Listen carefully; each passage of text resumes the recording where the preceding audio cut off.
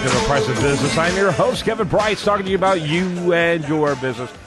Apparently, the administration doesn't really care if we rock the Casbah or any other part of the Middle East, because over the weekend, the past weekend, they went ahead and sealed a deal with the Iranian regime, legitimizing it. I mean, these guys couldn't be more excited about the fact that they're actually being treated like a real government, which we haven't done for years. And yet there's nothing that's changed about this government. This guy speaks gentler and seems nicer, but human rights is continues at an all-time low. Christians continue to be tormented and tortured in that country. They continue to say that Israel has no legitimate basis for existence. And you see, the Iranians are going to interpret this thing any way they want. You've got Secretary of State Kerry saying, "Oh no, we didn't say that they now have a right to nuclear, grade plutonium." But that's exactly what they're interpreting it as. That's exactly how Iran's interpreting it. And you see, they pretended that somehow if they treated them legitimately, they would behave legitimately. And it just shows you the extent of naivete that this administration has, echoing, if you will, Neville Chamberlain, as he had that document back in the late 1930s after negotiating with Hitler, whom he called someone who was reasonable and that you could negotiate with that document waving in the air, peace in our time, peace in our time. Well, let me tell you, someone like Adolf Hitler and someone like something like the Iran regime looks at peace. Peace is spelled P-I-E-C, not P-E-A-C-E. They want another piece of this country, another piece of that country. They want totalitarian control. And you know what?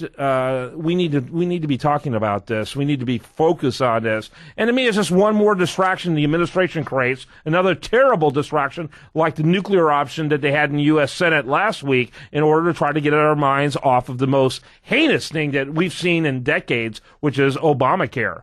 And so don't be distracted. Keep on talking about Obamacare, but be mindful of what the Prime Minister of Israel is saying about this bill. This is one of the most horrific historic acts in U.S. history. Here's that video. This is from Fox News, Fox and Friends. Steve and John. All right, thanks. 14 minutes before the top of the hour. Do you hear about this? The U.S. and world powers reaching a historic deal with nuclear Iran, temporarily freezing their nuclear activity in exchange for sanctions relief. And this morning, critics are asking, since when can Iran be trusted? Joining us right now is former NATO ambassador Nicholas Burns, joining us today from Boston. Ambassador, thank you very much for joining us. Morning. Of course, the most important thing for the United States is stopping Iran from becoming a nuclear weapons power. Are we closer to doing that with this interim deal? I think that's hard to say. We're a long way from any kind of agreement with Iran. What this does, however, it's the first time that the Iranian program will, in effect, be frozen, in some cases rolled back. So that's a good thing. You didn't want to negotiate any deal when Iran had the right to continue to enrich uranium and move ahead with this nuclear program. It basically stops them for 6 months. We now have to do something much more difficult, and that is to try to negotiate an agreement to dismantle major aspects of the Iranian program. I don't know if that can be done, but I think President Obama is right to try. Put us on this negotiating track, see what we can do, maintain very tough sanctions against Iran, and maintain the threat of force against Iran over the next 6 months if they don't comply. Ambassador, how do you explain the bipartisan disdain for this deal from Schumer to Menendez to Steny Hoyer? They're all either dubious about it or really questioning the wisdom about it. Well, there are a lot of members of Congress who support it as well, but of course there are people who oppose it. I just say this, we haven't talked to the Iranians in 34 years. I served in the Bush administration. We certainly offered negotiations in 2006 and 2007 when I worked for President Bush and Secretary Rice to the Iranians. So it's in our interest to try negotiations, but we do that, as I said before, maintaining our leverage over the Iranians. We're a lot stronger than they are. We maintain the sanctions. We leave the threat of force on the table.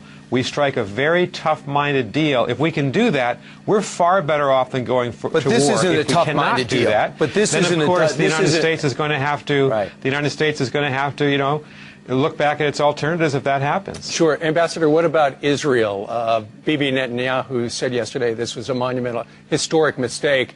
And Israel, they vow, will do whatever it takes to stop Iran? I think it's very unlikely that the Israeli government, which is, a strong friend of the United States, will use military force while the United States and Britain, France, Russia, and China are involved in negotiations. I don't think we're at that point right now.